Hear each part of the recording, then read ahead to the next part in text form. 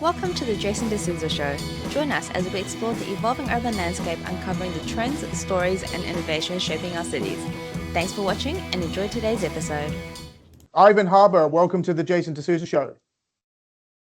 Welcome, Jason. Lovely to meet you. Online. Online, yes. Well, you're dialing in from a lovely morning, I think, in London, and I hope it is going to be a wonderful day ahead of you. Of course, we're in Sydney and we're ending our day here, so glad to have the opportunity to catch up. And obviously, we catch up a lot in Sydney, given we've had the chance to work on quite a few projects together, most recently Parramatta, which is the future of Sydney. It is, as the polycentric city, almost probably the ultimate polycentric city once it's all connected together. Right. It'll be a marvelously well-oiled, hard-working machine. Well, look, we jest, but actually the metro, which we've all worked on in one guise or another, and the transformation for Sydney of a high-capacity automated metro has really changed the way this city operates, right? And that's why you're now seeing, once we see Cross River Rail come through in Brisbane, which is opening up that city, and Melbourne Metro, obviously, which you had a lot to do with from a station and architecture perspective, deep involved in Melbourne Metro. The public transport in Australia over the last sort of 15 years has really changed. And I think it's changing the way these cities operate. Would you agree with that? Oh, absolutely. My home city is London, and of course we love our tube system. We love it and we hate it. Yes. And it's constantly improving. And I think, when I look at my kids who grew up in this city, they have no interest in car ownership. What do I need a car for, Dad? I mean, it's much easier to get around by tube, by bus. All these things. The connected city is a city that thrives, and London is a great example of that. It seems to continue to reinvent itself, but and whatever the world's problems are, the problems we have in this country, it always seems to be looking forward. It always seems to be generating new possibilities, and I'm convinced that's because it's so well connected.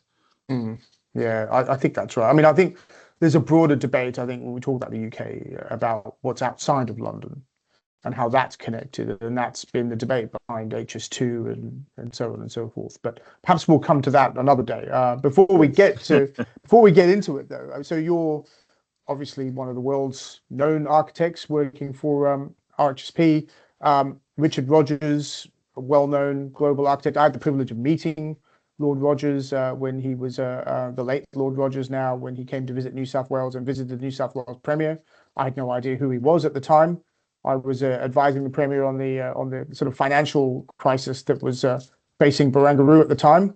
And we'll come to Barangaroo, obviously. But you've been there for a long time. You're part of its DNA. Now, you are sort of one of the principal at Rogers. Do you feel that the DNA since Lord Rogers has carried through the firm, or is it more your stamp of authority now? Well, I started when I was a youngster 41 years ago, and I was 23 years old. I was very privileged to work on what I would call the tail end of Lloyd's of London. So I spent a couple of years on that project. What was amazing about Richard was his ability really to get the best out of people. He was, I think, almost unique. Well, we're all unique, aren't we? But he particularly unique as an architect in not what I imagined an architect would be. I always thought, as a youngster, what does an architect do? He or she sits down, they draw stuff, and out comes a design. But it's not as simple as that, or as complicated as that. Richard was essentially assembled people who together could come up with great ideas, but under a global set of principles, I think. And it was the principles that really, the idea of principles in architecture and urbanism, that is something I really picked up from him.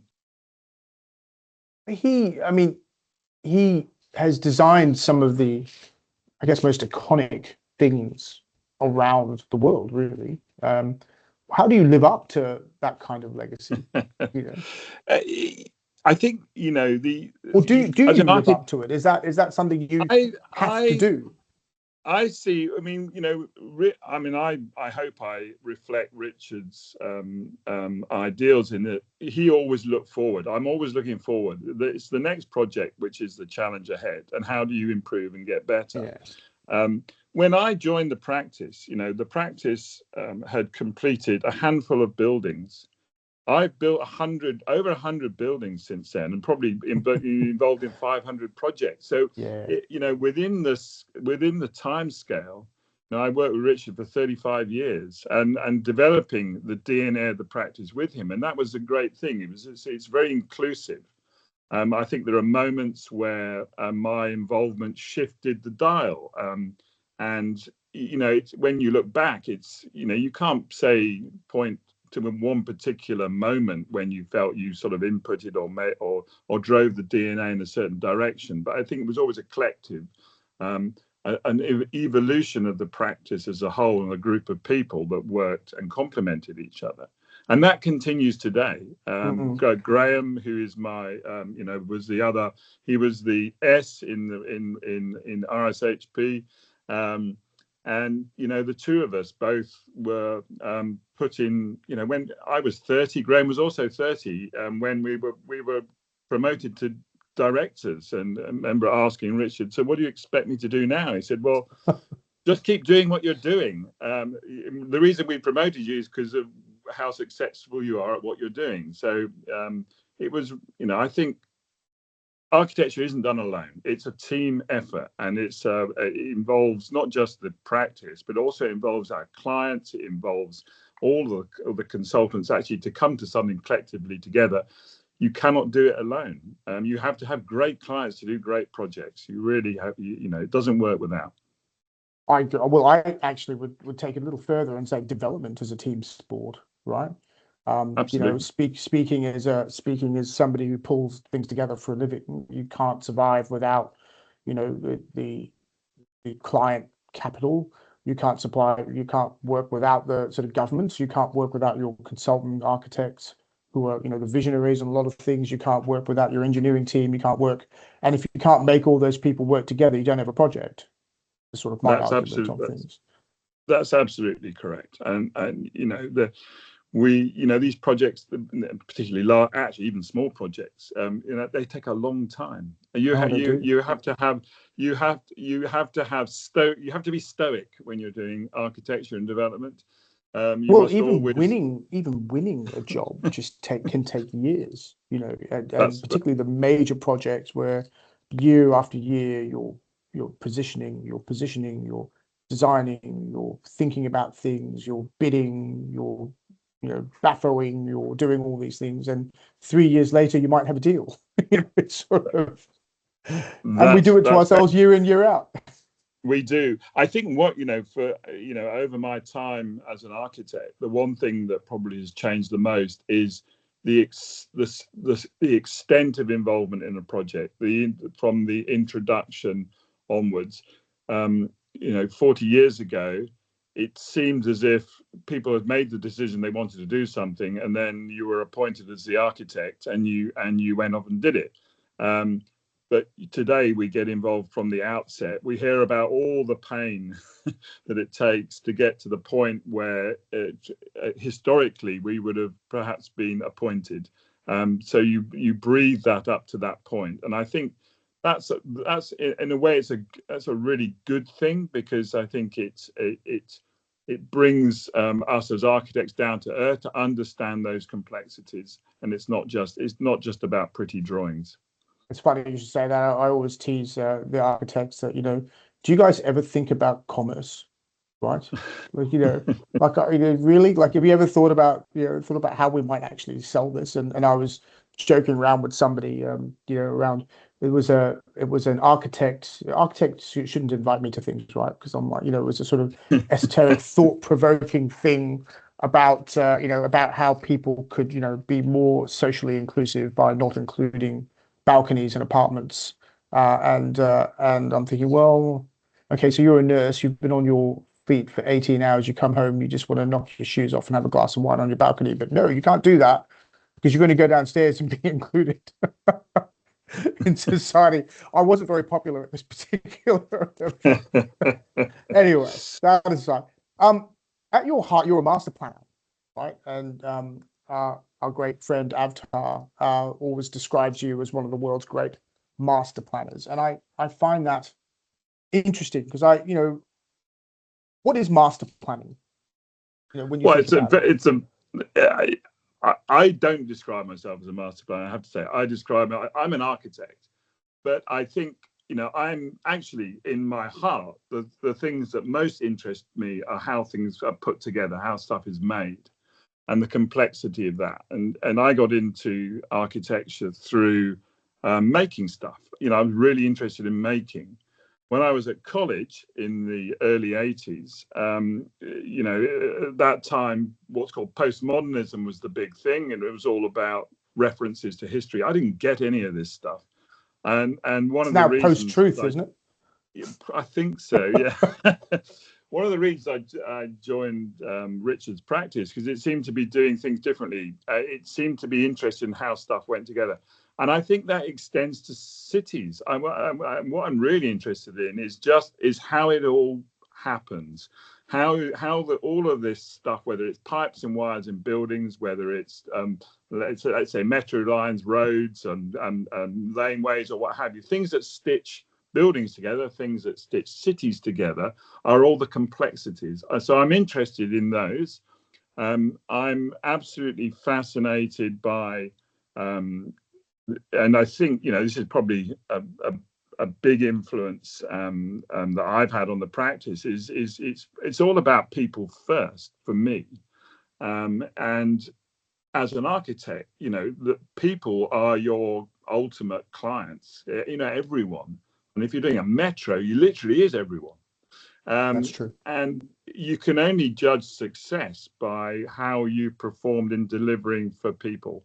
So for me, the master planning is an extension of architecture. It's part of architecture in that it's thinking about how people engage with our built environment, from a room in a building to the city itself. You sort of do think a lot about public space, though, in the way you've been approaching a lot of your work, right? I mean, I have done a little bit of research. You made a statement recently where you said there is no space that can be too small as long as everyone's allowed in it. Now, I read that in an architecture publication, by the way. So there you go. That's how deep my research is.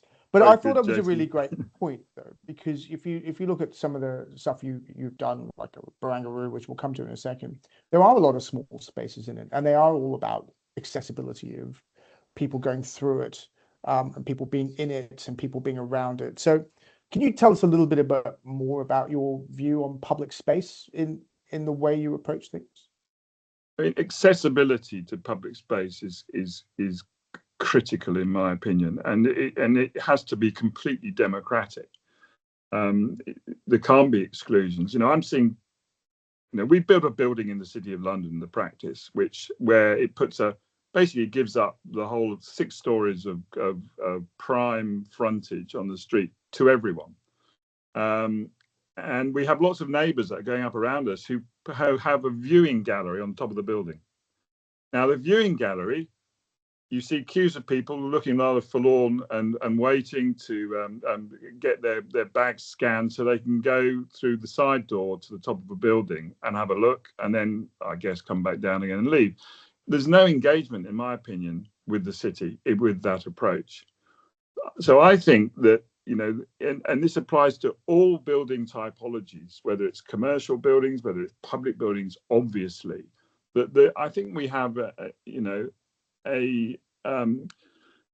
we have an obligation to give back to the public. And I think it's good for the value of the property itself. You're raising the quality of the building in its place, and by making public space work that way, it's a win-win for everyone, I believe.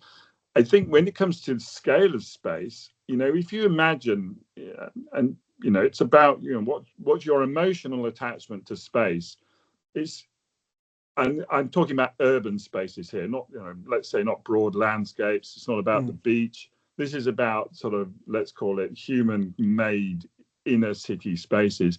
The places we like to hang out on are places where we can feel comfortable. It's about our scale. It's people's scale. Bringing people's scale to people is more straightforward, let's say, in a tighter urban environment.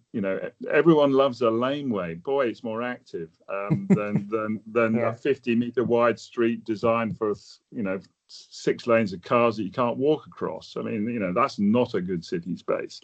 Well, we're seeing in the opposite right now, where people are saying, can we please have a 17-meter walkway and wide walkway? And people say, well, it's a bit wide, isn't it? Not really going to feel, not going to feel warm and close. Yeah, do you find though that in this discussion around space, though, that the public space gets crowded out? Because that used to be the case, right? That people wanted private buildings, private space, private lobbies, private building lobbies, private viewing decks, and sort of ground planes sort of became dead in sort of back in the world of the 80s. But that's not the case now. Do you still find that there's a threat to public space in the work you're doing around Europe and Asia and wherever? I think there is. I think that it's different in different parts of the world. There's still this, unfortunately, there's still a sort of an idea that public realm belongs outside of the gates, and then you create a separate world, and actually the value is in that separation. We do our best in those environments to try to.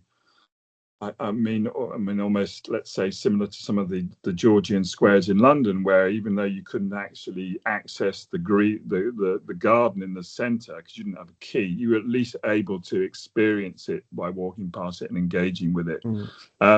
You do the best you can. I think that I think the work we've done in Sydney, the work we do in London, it's on it's a more, let's say, a more sophisticated level, and that engagement can happen.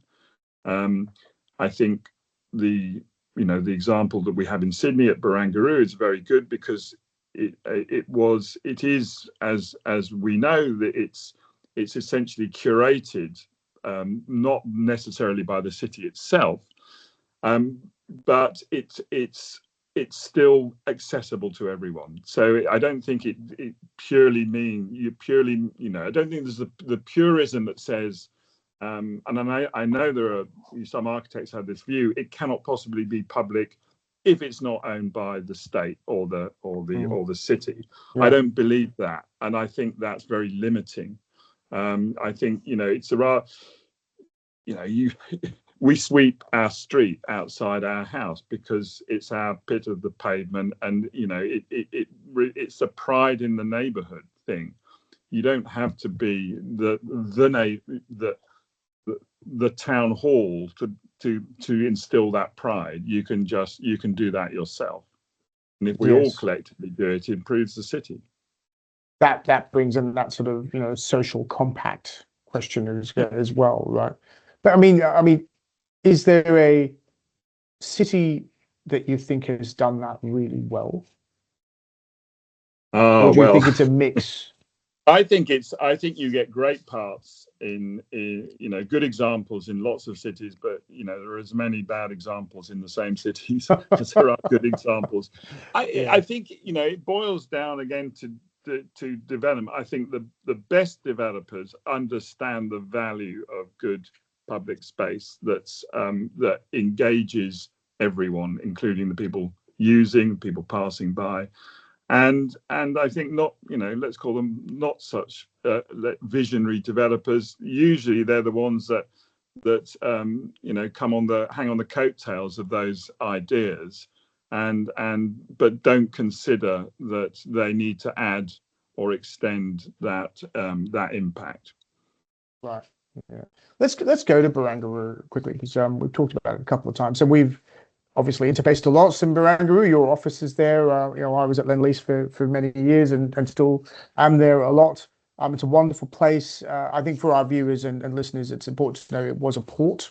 So this was a container port. It was like a large slab of concrete when the containers were removed, and for many years, it was a large slab of concrete where events were held. I had the Millennium Dance Party that I went to on the Barangaroo slab back then. It was it was a lot of fun.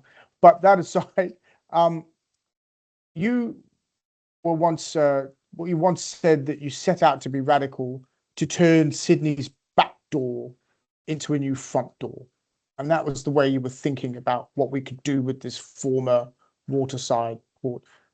Do you think we achieved it? I think you achieved more than we ever imagined, to be honest. I think I'm absolutely bowled over by its success.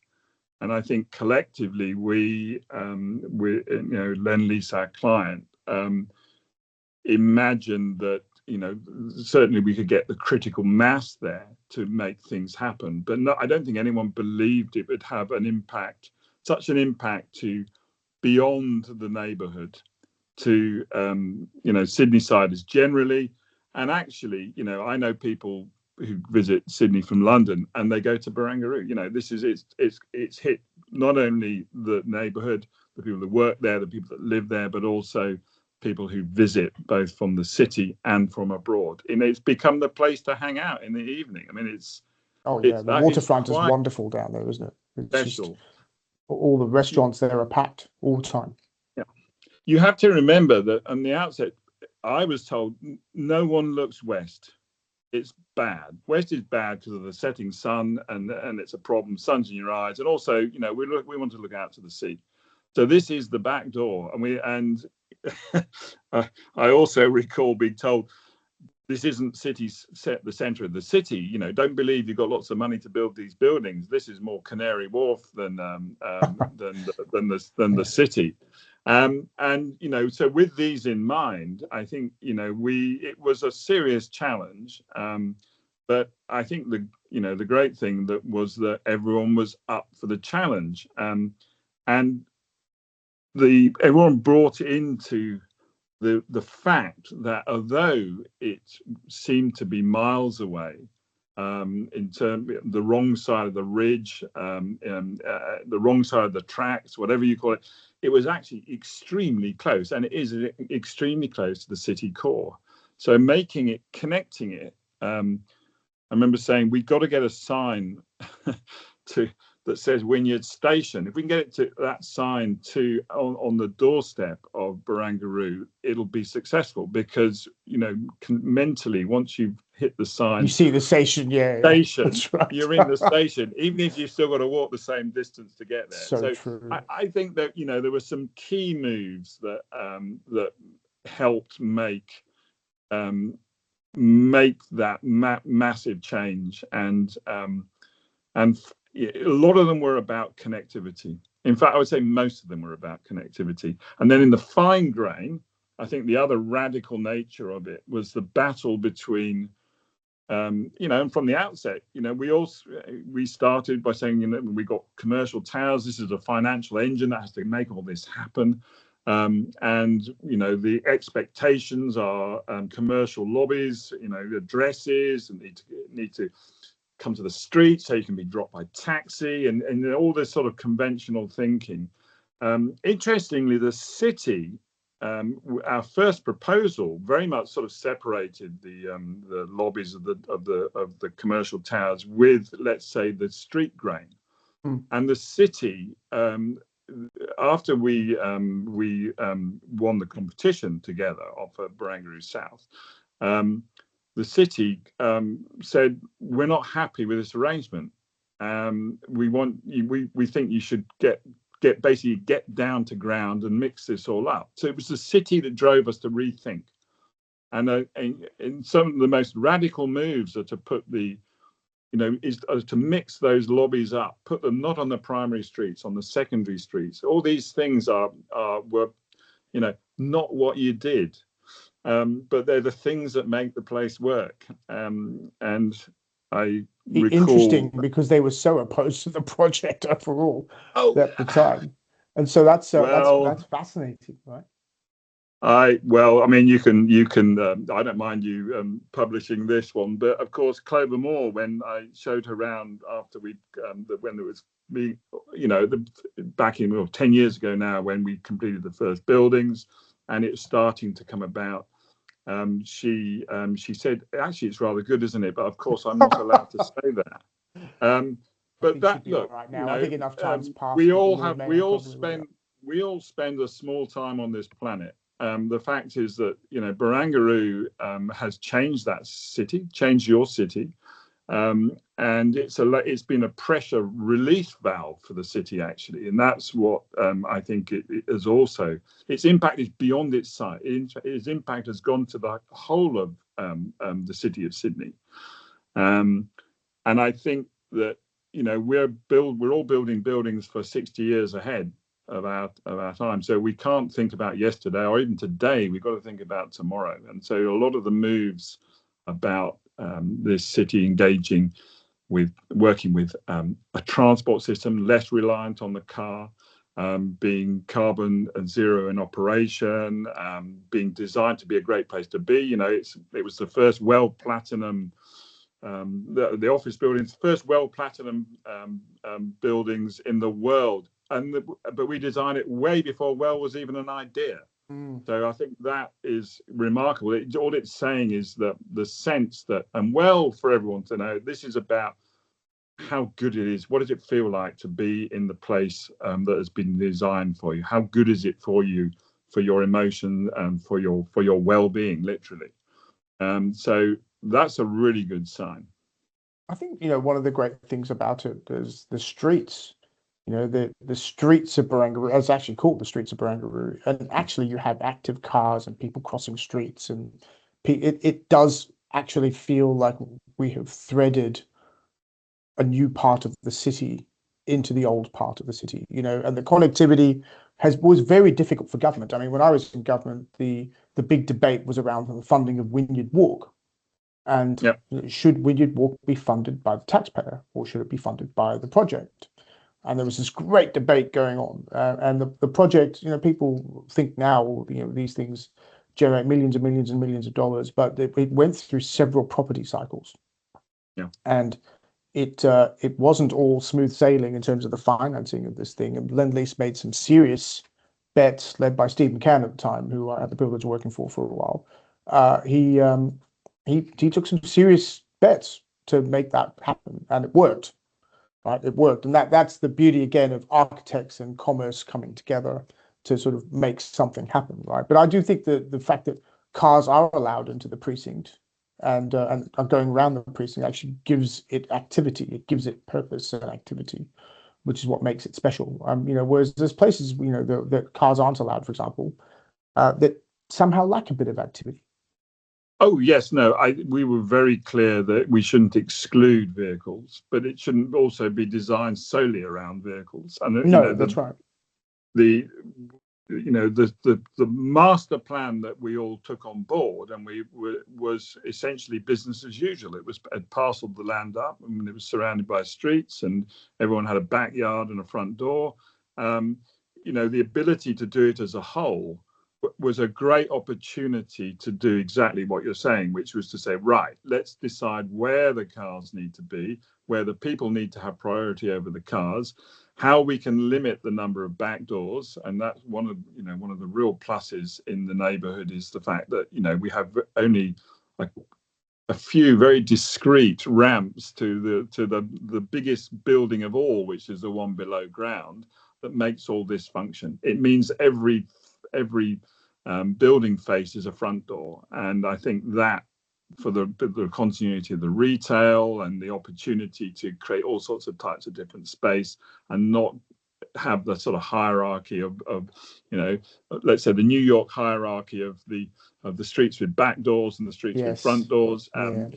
Those things are so positive for the environment and gave it a very good start, sort of a kickstart, let's say.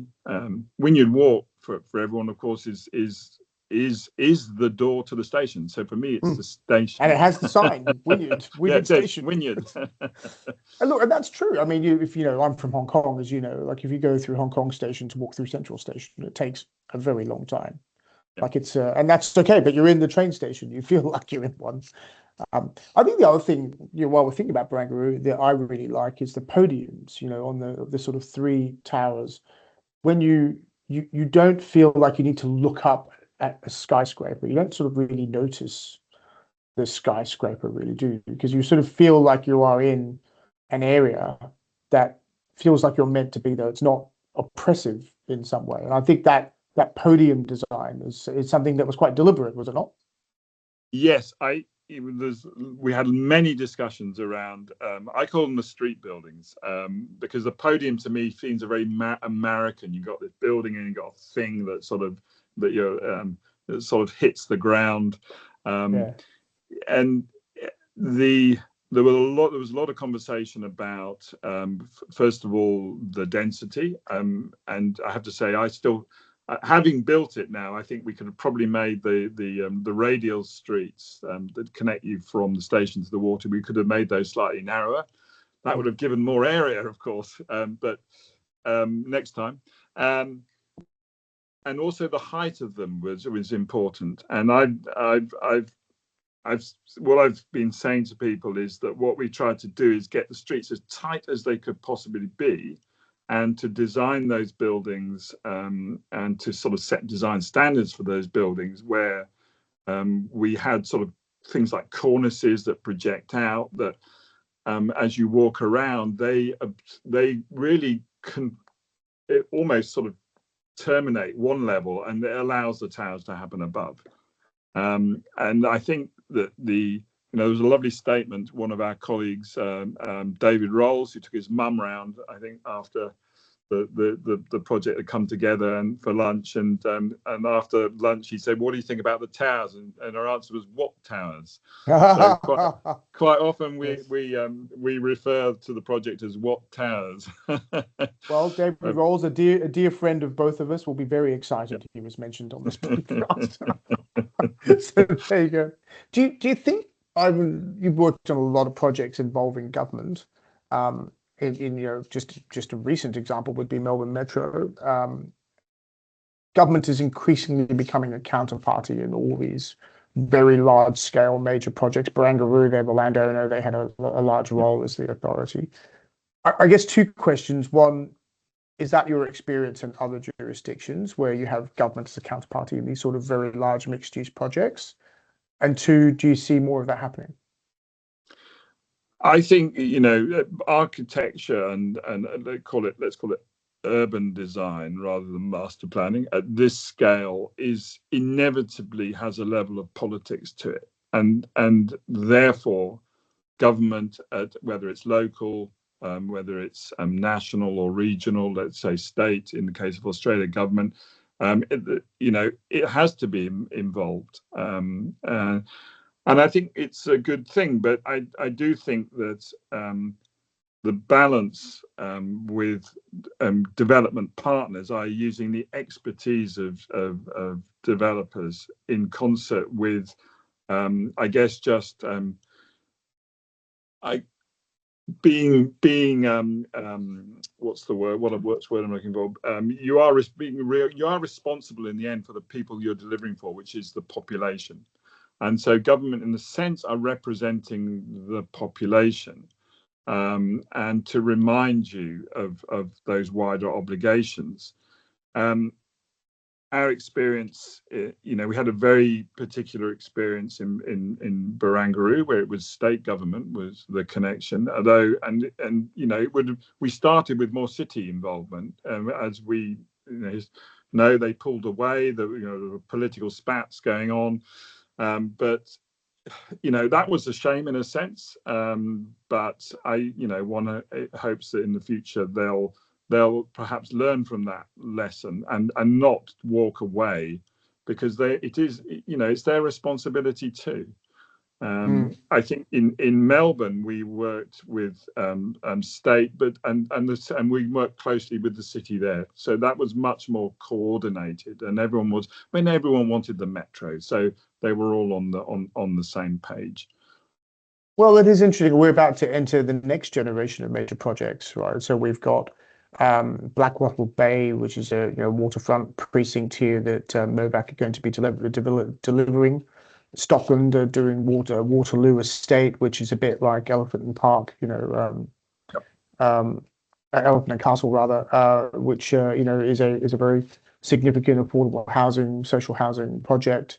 And that both have government as a counterparty. And the next big one here in Sydney is the Base Precinct, which the government has announced recently as being a very large-scale residential project that they're going to bring to market. So I think a lot of the lessons you're talking about at Barangaroo are going to come into play here, because those same push-pull factors between policy and design and commerciality are going to come into play in all of those projects, particularly now where construction prices are so challenged. Yes. My advice would be, if it's worth anything, would be that, you have to hang on in there and because if you don't, then you don't know, you will have no, by definition, you'll have no input, no control. But I think the important thing is to understand that everyone in the process has a skill set to deliver the right outcome. And what you mustn't do is allow one to override all of the others. It's got to be a fight. It's got to be a balance. And I think that's where, if you have the right architect, that will help. They can help sort of mediate that process by all continually, as I say, from my experience, that the one thing is these things are not static. They're continually evolving. We redid the master plan at Barangaroo South umpteen times. It was constantly evolving, and it has to, and it had to respond to commercial pressure. It had to respond to political pressure, and it managed those things. In that context, I think there was the one thing I regret about Barangaroo was losing we'll call it the public building, the hotel on the water, that went politically. It was a political. It was given politically with political change, and I think that was a missed opportunity. We got planning permission for it. It would have been more special than what we have today, and I think it would have. I think we would have been not that it would necessarily have made it any more successful. It'd been hugely successful anyway, but I think it would have been maybe put the whole development more on the world stage, because it would have been actually ultimately more radical. So I was in government at the time to work for that decision. And the politics I found really odd was, we're privatizing the harbour by putting this hotel on the water. We're privatizing the harbour. I'm like, okay, right. And the government's view at the time was, by giving in on this privatizing the harbour narrative, it actually gave the project a green light to proceed. It actually took the politics out of the project. And I understand that now, I think, in hindsight. But at the time, I was like, this is ridiculous. What do you mean? I come from a town where, we're constantly reclaiming and building on the harbour. It's constant, right? What are you talking about? So it's sort of, there are unique political characteristics to every jurisdiction. I think that's a particularly interesting Australian, characteristic, that one. But that's a good segue actually into office, because I wanted to get to that before we run out of time, because the Barangaroo is very large floor plates, right, of the family of buildings, and they were deliberately designed that way because it had that financial services sort of focus. But things have changed since then, haven't they? Now we're in sort of a situation where post-COVID, office has, the identity of office is changing. We've seen a lot of subletting in buildings. In Sydney, and I'm not sure what the case is in London, but certainly in Sydney, hasn't really been a lot of new office development. We had Simia Chopra on the podcast from CBRE saying office prices will be strong because there's no new supply. What are you seeing with office? Is there a place for the office going forward from where you sit as an architect? I mean, I believe there is. When we talk about office, I think for me it's workplace. That sounds a lot more eloquent when you say it. Yeah, it's workplace as opposed to, let's say, manufacturing place. So it's where people get together and you do stuff together. And I think that the way that the significant take home from COVID was understanding what a work-life balance is. And I remember doing an interview at the beginning of COVID saying, "Oh, don't worry," because of course everyone wanted to predict the demise of architecture because no one wants buildings anymore. We'll all be at home on the screen. And I say, well, that's all very well for you and me who might live in a nice house and have a living room, but for someone living in a bedsit or in a shared house, I'm not so sure it's such a great thing. We are human beings. We're social animals. Offices exist because to do stuff, we enjoy being together and doing it. We learn from each other. There is worry that the learning you get just by being in the place as a youngster. And we both look at our own our early careers. Just being there and just listening to the dynamic and engaging with that is something you can't replicate online, in my opinion. I think totally. Office space, let's say if you look at London at the moment, we're just building like crazy in the city of London.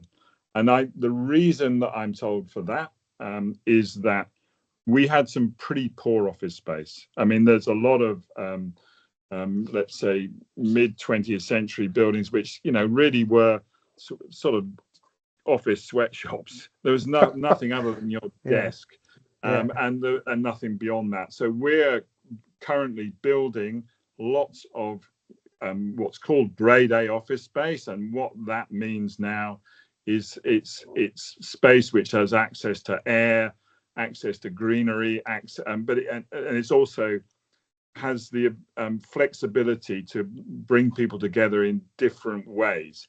I don't think to a point, the scale of the floor plate is the question, and certainly what we're being asked for. Our floor plates are not really much smaller than they've ever been. Really? It's how you divide them up and how you use them is the debate. And I think Barangaroo, as an example, I regard those are they're big floors, but they're quite democratic floors. So actually, the access to light is pretty good, and they're sort of like stage sets. You can they have scale that allows you to create sort of different environments within them. So I think that level of flexibility is super important. I think that the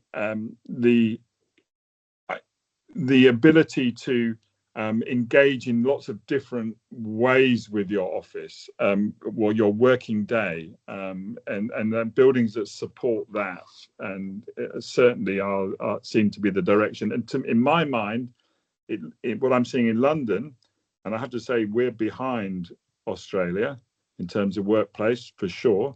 What we're seeing is London, we're catching up with what Barangaroo has done, the other work that we've done in Sydney at Chifley Square, where it was about workplace environment. You guys are big on that, and I think we're learning from you. So I'm seeing great invention happening in London. I'm thinking, well, I saw this 10 years ago in Australia. So I think but just for you guys, you've got your standard of living, the enviable lifestyle is something that I think us Londoners are beginning to think, maybe we need a piece of that. So that's probably what's reflected where we are. And maybe you're seeing it less in Sydney because, a lot of the office, the way you've treated workplace environment has been more positive anyway. You may have a different Interesting. question, which is just, possibly it's I mean, I can see, I mean, this is just a hypothesis, but we have a very well-connected city. So there's no excuse to being into work. It doesn't take 5 minutes. And boy, it's better at sitting at home in your bedroom eating a last night's dinner for lunch. Whereas your city, although it's expanding its connectivity, is still not as well connected as Not London. anywhere near London or Hong Kong or any of these places, not even close. So Yeah. my hypothesis might be that it sort of makes it easier to say, well, if I stay at home today, because it's a bit of a trek to get to work, maybe your city's concentration now on developing metro and that connectivity, it will be a positive, because if you can get about, then it's better to be at work with your colleagues, learning from them, I think, than being at home learning from a computer. And look, I worry a little bit about, those of us who are fortunate enough to now be in the stage of our careers where we've got people working with us. I know plenty of partners in law firms who stay at home in their beautiful study that they've had designed by Ivan Harbour, and have their inbuilt screen, and they have their meeting with their team all back at the office, and then they go and walk their dog. That's not a pathway to success, sort of remark. But I did have a little chuckle at the idea of a grade A building from a British context. But anyway, but that's fascinating. What about you were talking earlier about, actually, it prompted me to think about it, about, well, we don't need architects anymore because, no one will need a building anymore. But then it sort of brings in AI and what that means for architecture. So, and, it's something that I think we've been talking a lot about sort of on this show in generally, is AI is here. It's in business now. My firm uses it. We started to use AI in some of our financial modeling. We're starting to do it in some of our presentations. Our analysts are using it. It's great. Cool. But what does that really mean for creativity in architecture? What does that mean for you? Are you using it at all in RSHP? We are using AI. We've been dabbling with it for probably 4 or 5 years, just looking to try and understand how it can help us. It certainly is developing into a useful tool to assist. The most obvious aspect of that is helping us deliver visual imagery of something we've done. We're very clear about keeping our AI within our organization, so that we're not putting our thinking out there, because that is our IP. Yeah, confidentiality is important. Yeah, it's interesting, this. I don't know what AI is going to do. I think anyone who does is probably not telling the truth. We don't really know what's going to happen, do we? What I would say is that when I think about, I remember Richard asking me this question. So, one of the things I'm quite good at is being given a blank sheet of paper and just putting some lines on it and beginning a conversation. And I guess if I've got an ability, it's that. And Richard asked me once, he said, so how do you design? And I said, something, Richard, I haven't got a clue.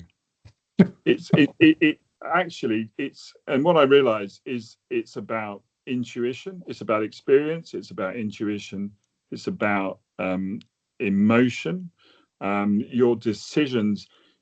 This isn't a science, so decisions are empirical. They are, there's no correct answer. And so it's a balance that comes from your intuition, what you think the best direction might be. And that intuition comes from your experiences, and your experiences can be from anywhere. I mean, they're not necessarily, and I'm always telling the young architects off when they do this, say, I've seen a building that looks a bit like that. I said, don't show it me. Because if you look at an image of something that you've seen, that will go into your head. I'm thinking more, when we get back to first principles, what made the hair stand up on the back of your neck, when you went to a place which you thought, actually there's something, what is it about this that makes this work for me? So it's that emotional aspect that then gets brought in and starts to help you. It gives you that intuition to say, well, in terms of the direction of travel for the idea, let's say, what's the founding idea? Is that a way that will that we can develop as a sort of concept that we can then roll forward? I don't know how AI can do that, if it can, because, people, you could say that novels record emotions, but I don't think they're one person's view on something, but I don't see how, let's say, a machine that can't yet smell, taste, how does it, those things, a good meal can make a good place feel better, and they might connect. These things are the stuff that sit behind certainly proposition and decision making. The other point, which I remember again, some youngsters say, "Oh, you'll be out of a job because of AI," and I said, "I don't think I will." And he said, "Well, why not?" I said, "Because I spend huge amounts of other people's money." Now, in that instance, I can't believe that those people, let's say developers or other, would entrust that to a machine. Because if something goes wrong, which it will with a machine, as it does with people, there's no one they can point a finger at. And so I think, us, and, we have huge PI insurance and what have you, for the reasons that it's a risky business architecture. And actually, it's a human business. We're making our cities for people. And the successful ones, I think there's a lot, the amount of emotion that went into making Barangaroo across the hundreds of people within the, let's call it the broad design team, which were a small part, and the thousands of people that made it. I don't know where AI would sit with that, other than being an assistant. Is it sort of an assistant, though, that, like, I remember in Barangaroo, like the Lend-Lease had a huge documentation team. Yeah. Like they were everywhere, right? Do you see sort of AI taking over those sorts of roles, like documentation, compliance, engineering drawings? Is that something that you think might be assisted by AI? I think it will. It is very likely that it will be able to help, and it already is beginning to get involved in that. But at the same time, it doesn't avoid us checking as humans, as being the people sort of on the line when it comes to something going wrong, checking that information. So it can't just go out of the door without that human intervention. And in terms of documentation, actually, in terms of compliance, you also remember that a lot of rules and regulations are essentially written for the majority of construction, which is sort of small scale housing, let's say.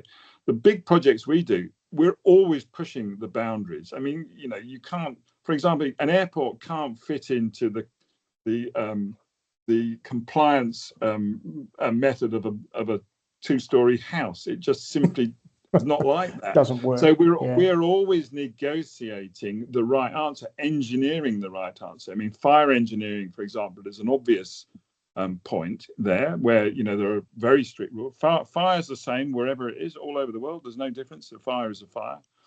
But there are a surprising number of different ways that people manage fire, and some countries will accept fire engineering. I believe Australia is one of them. Some countries won't. They simply won't. They won't negotiate it. And so there's in a country that won't negotiate it, well, fine, AI could probably help. It could probably help define, but it won't tell me more than I already know, which is maximum, let's say 500 square meter or 5,000 cubic meter volumes between fire breaks or what have you. Do you think the young architects that are coming up in your firm are thinking differently because they're growing up in an era of AI? and social media and whatever else. Like, I think, you mentioned earlier, don't show me that building because it will affect your mind. But now we're sort of in a digital world where you're just being bombarded constantly by Instagram, LinkedIn, or AI is telling you to do things, or surely that must be shaping creativity in different ways. Absolutely, it has to be. I haven't managed to make that change yet, so I have no so you're idea. protected. But you should. This show is published on Instagram as well, just by the way, so you'll see yourself. Your interns, I'm sure, will be watching it. Oh dear. Look, inevitably, as I was saying, your experience and your intuition comes from that experience. If you're engaging with that media, of course, it's going to impact on you. And let's be positive. One of the great things is the access to information, possibly too much. So maybe there's going to be less naivety. I don't know. But whatever. You are hopeful. Yes. Whatever when I think about some of the things you did in the past, I think, why were we naive? Yeah. But the naivety is a good thing, It's because it's often said that big moves in history were made often by people who were in some level on the spectrum. They weren't thinking like everyone else. Galileo was not thinking like everyone else. I mean, how can you make those moves? So I think one hopes that with that access, almost, the amount of access you have to information, this sort of unending, you will still be able to have an intuitive or emotional response to what you're seeing and react perhaps in a particular way, which is perhaps something that no one ever imagined before. And so we should be positive that things can only become perhaps more interesting than they have been to date. Well, Ivan, I think that actually is a wonderful point to end, because I think your optimism is infectious. And I think everyone will have found this very, very interesting indeed. So look, I hope you'll come back again one day, because you've got so much more. I actually, before I let you go, before I sign off, like what are you seeing that's interesting globally? Because you're working in multiple countries. If there was a project that you go, oh geez, I'm really enjoying. It doesn't have to be one of yours. I'm really enjoying seeing that come up. What would it be? What I think is really interesting is the rate at which we're seeing countries around the world thinking seriously about our future on the planet and how that is impacting what we're doing. I think despite global political positioning, I think that you're seeing that genuine concern is something that's going to be mirrored in and reflected in what we're doing, and in a way that we're just scratching the surface. I go to Shenzhen. We're doing a number of buildings in Shenzhen, and on the surface of it, they're not as sustainable, let's say, as as where we might be in Europe and Australia. But I have a sense that China's going to, when you see what's going on in Shenzhen, you see the cleanliness, you see the use of electrified transport. I have a feeling China is going to get there first, and it'll be something pretty, and it'll be an amazing day. I think one day they'll tell us we are now carbon neutral. You can come and have a look. Well, I was there recently myself, actually. It's quite remarkable, given the fishing village I grew up next to. Ivan Harbour, thank you so much for being on the podcast. It's a pleasure. Thank you, Jason.